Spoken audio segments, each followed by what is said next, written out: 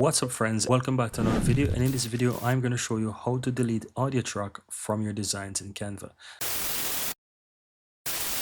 Now as you can see right here guys, I have a design. I'm going to quickly preview it, and this design actually have an audio file. So you want to go ahead and click on the bottom where it shows the audio file there, and you will see it. And in order to delete this, you'll find three dots. Once you hover over it, click on that, and you will realize that you don't see anything. So Before we jump in guys, would you mind take a moment to give this video a like and hit that subscribe button, because this will let me know that you found value within this video.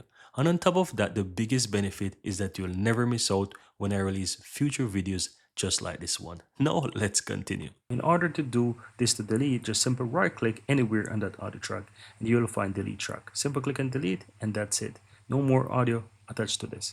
If you also want to delete the audio completely from Canva, just simply go to uploads on the upper left hand side, or wherever you are, you can scroll down, you'll find it. Ensure that you're not on the video or the image section, but click on audio. You can find the audio track, click the three dots, and here you have delete as well.